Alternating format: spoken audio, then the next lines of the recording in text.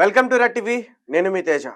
పెళ్ళైన కొన్ని గంటల తర్వాతే ఆ పెళ్లి కొడుకుని అతి దారుణంగా హత్య చేసి చంపేసింది పెళ్లి కూతురు.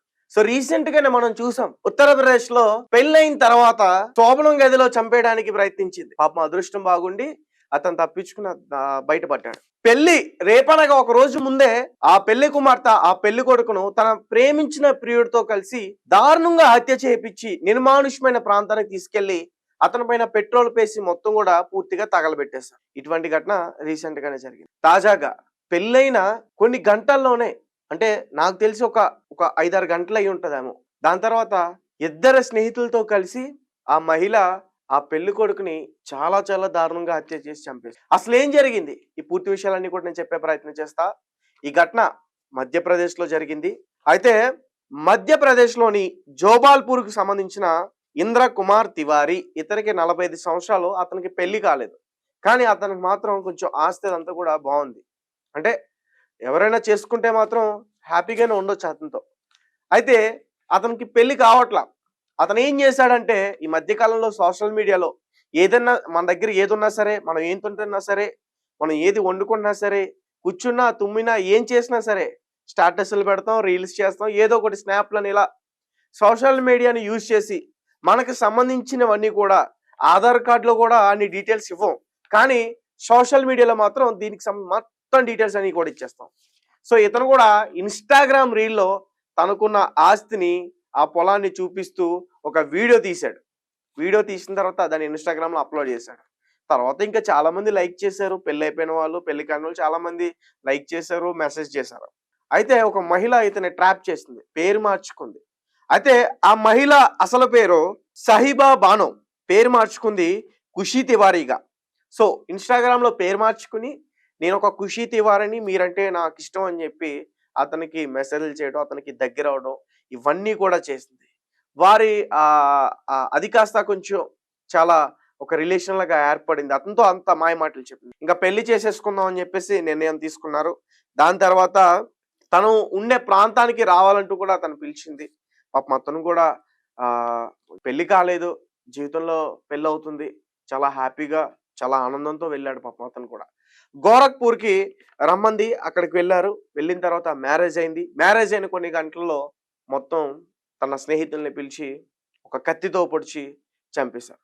అంటే యాక్చువల్గా ఈ ఘటన అంతా కూడా ఎలా బయటపడిందంటే, ఈ ఘటన జరిగిన తర్వాత ఒక కాలువలోకి తీసుకెళ్లి మృతదేహాన్ని పడేశారు. అదేంటంటే ఆ మృతదేహం పైకి తేలిన తర్వాత ఒక మహిళ చూసి పోలీసులకు ఇన్ఫర్మేషన్ ఇచ్చింది. ఇన్ఫర్మేషన్ ఇచ్చిన తర్వాత పోలీసులు దాని గురించి మొత్తం కూడా ఆరా తీసే ప్రయత్నం చేశారు. అయితే ఇంతకు ముందు అదృశ్యమైన కేసుని కూడా బయట తీసి మొత్తం కూడా ఈ కేసుని దర్యాప్తు పూర్తి స్థాయిలో చేశారు. దాని తర్వాత ఈ విషయాలన్నీ కూడా బయటపడ్డాయి. అంటే ఒక మనిషి కనిపించట్లేదంటే ఖచ్చితంగా ఒక స్థానిక పోలీస్ స్టేషన్లో కానీ ఎక్కడైనా సరే ఒక మిస్సింగ్ కేసు అనేది నమోదవుతుంది. సో దాంతో ఇది మ్యాచ్ అవడంతో ఆ వ్యక్తి ఎవరైతే ఇంద్ర కుమార్ తివారీ తప్పిపోయాడని చెప్పేసి అంటున్నారో ఆ వ్యక్తి యొక్క మృతదేహం కింద పోలీసులు గుర్తించారు.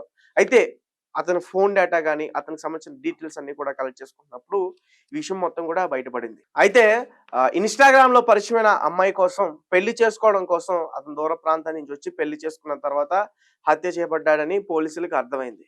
ఆ అమ్మాయిని కూడా అరెస్ట్ చేశారు. తన పేరు సాహిబా బానో, పేరు మార్చుకుంది ఖుషీ తివారీగా. అతనితో పాటు ఒక ముగ్గురిని కూడా హత్య చేసింది. సో పెళ్ళైన కొన్ని గంటలకే హత్య చేయడం వల్ల ఈ ప్రజెంట్ ఈ వార్త చాలా భారతదేశ వ్యాప్తంగా చాలా సెన్సేషనల్ అయిపోయింది. ఎందుకంటే ఇంతకు ముందు మనం ఇటువంటి ఘటనలు చాలా చూసాం. కళ్ళల్లో కారం కొట్టి చంపేస్తున్నారు, డ్రమ్ములో సిమెంట్తో మొత్తం కూడా సిమెంట్ చేసేసి ఇంకా ఆ బాడీ బయటికి కనిపించకుండా చంపేస్తున్నారు. చంపేసి ముక్కలు ముక్కలుగా నరికేసి ఒక చెరువులోకి తీసుకెళ్లి పడేస్తున్నారు. హనీమూన్ అని చెప్పి దూర ప్రాంతానికి తీసుకెళ్లి ఆ లోయలో తోసేసి కాలు జారి లోయలో పడిపోయాడని చెప్పేస్తున్నారు. కారులో సరదాగా బయటికి వెళ్దామని తీసుకెళ్లి ముందుగానే ప్లాన్ ప్రకారం ఒక డ్రైవర్ని హత్య చేయడానికి ఒక డ్రైవర్ గా పెట్టి మార్గ మధ్యలో అతన్ని సడన్ గా అతని పైన అటాక్ చేసి కత్తులతో ఛాతిలోనే పొట్టలోనే పొడి చేసి చంపేస్తున్నారు. గద్వాల్లో జరిగిన సంఘటన ఇదే కదా తేజేశ్వర్. చాలా చాలా చాలా క్రూయల్ గా ఆలోచిస్తున్నారు ఈ మధ్య చాలా మంది మహిళలు. నిజానికి అరేంజ్ మ్యారేజ్ చేసుకోవాలంటేనే చాలా చాలా భయం అనిపిస్తుంది. మీకేమనిపిస్తుంది? మీరు ఎలా పెళ్లి చేసుకుంటారు? ఆ రోజులు పోయాయి ఇంకా. ఖచ్చితంగా మన పెద్దవాళ్ళు లేదంటే వాళ్ళ పెద్దవాళ్ళు వెళ్లి కలిసి మాట్లాడుకుని, ఆ పెళ్లి చూపులు జరిగిన తర్వాత పెళ్లి చేసుకునే రోజులు పోయాయి. ఇప్పుడంతా కూడా ఇన్వెస్టిగేషన్. నువ్వేంటి? నువ్వేం జేస్తావు? నీ ఆస్తి ఎంత? నీకు సిగరెట్ ఉందా? నీకు స్మోకింగ్ అలవాటుందా? అమ్మాయితో నువ్వు పబ్‌కెళ్తావా? నువ్వు ఎటువంటి డ్రెస్సులేసుకుంటావు? ఇవన్నీ కూడా ఖచ్చితంగా ఎంక్వైరీ చేయాలి. ఒక పోలీస్ ఏదైనా క్రైమ్ జరిగితే ఎలా విచారణ చేస్తారో, ఇప్పుడు పెళ్లి చేసుకోవాలనుకుంటే పెళ్లి కొడుకు వారి తరపు, అలాగే పెళ్లి కూతురు వారి తరపు ఖచ్చితంగా ఒక ఎంక్వైరీ అనేది చెయ్యాలి. ఎంక్వైరీ చేయకపోతే ఆళ్ళు పెళ్లిళ్లు చేసుకోరింక. అలాంటి పరిస్థితి ఖచ్చితంగా వచ్చేసింది. లేదా మనం ఎటువంటి ఎంక్వైరీలు చేయకుండా పెళ్లి చేసామా? ఖచ్చితంగా కాలు జారుతున్నట్టే. అండ్ మరీ ముఖ్యంగా నేను మహిళలకి చెప్తున్నానండి. మీ ఎవరికైనా సరే పెళ్లి ఇష్టం లేకపోతే మీ ఇంట్లో వాళ్ళకి చెప్పండి. అంటే చాలా మంది మహిళలు ఏం చేస్తారంటే, ఇష్టం లేదన్నా సరే వాళ్ళ తల్లిదండ్రులు బలవంతంగా పెళ్లి చేస్తున్నారని చెప్పేసి, ముఖ్యంగా చాలా మంది తల్లిదండ్రులు కూడా, వారు కూడా ఖచ్చితంగా వీరు వినాలి.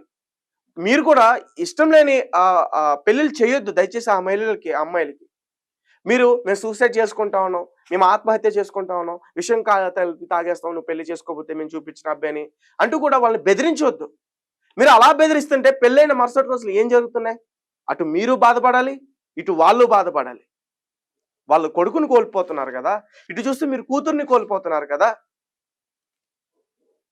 దాని నుంచి తప్పించుకోవడం కోసం, తన శరీరం పైన చెయ్య పడకుండడం కోసం వాళ్ళని హత్య చేస్తున్నారు. హత్య చేసిన తర్వాత తను సంతోషంగా జీవిస్తుందా?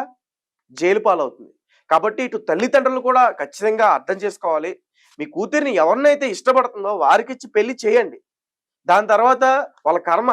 వాళ్ళు బాగుంటే వాళ్ళ జీవితాలు బాగుంటాయి. లేదంటే లేదు. అంతేగాని ఈ జరుగుతున్న సిట్యుయేషన్స్ అన్నీ కూడా ఈ వేరే వాళ్ళతో ఎఫైర్ పెట్టుకున్న విషయాలన్నీ కూడా చేసుకునే అబ్బాయి దగ్గర దాచిపెట్టేసి బలవంతంగా పెళ్లి చేస్తుంటే పాపం అమాయక జీవితాలు చాలా బలైపోతున్నాయి. ఖచ్చితంగా ఈ తల్లిదండ్రులు గుర్తుపెట్టుకోవాలి. అలాగే మరీ ముఖ్యంగా మహిళలు కూడా మీకు ఇష్టం లేకపోతే దయచేసి చెప్పేసేయండి. మాకు ఇష్టం లేని పెళ్లి చేస్తున్నారని ఆ పెళ్లి కొడుకుతో చెప్పేసేయండి. లేదంటే మాత్రం తల ఊపేసి పెళ్లి చేసుకున్న తర్వాత హత్యలు చేయమాకండి. సో అలాంటి సిట్యుయేషన్స్ అన్ని కూడా ఇప్పుడు బయట చాలా ఎక్కువైపోతున్నాయి. అండ్ రోజుకొక న్యూస్ ఖచ్చితంగా మనం చూస్తూ ఉన్నాం. ఇష్టం లేని పెళ్లి చేసుకుంటారు. పెళ్లి చేసుకున్న తర్వాత చంపేస్తున్నాం. పెళ్లి చేసుకున్న కొన్ని గంటల తర్వాత చంపేస్తారు. ఇప్పుడు అటువంటి ఘటన ఇది కూడా. సో ఇలాంటివన్నీ కూడా రోజు రోజుకి చాలా ఎక్కువ అవుతున్నాయి. వీటిని ఎలా ఆపాలంటారు అసల? మీరిచ్చే కామెంట్ ఏంటి? మీరిచ్చే సజెషన్ ఏంటి? ఖచ్చితంగా నాకు కామెంట్ రూపంలో తెలియపరచండి.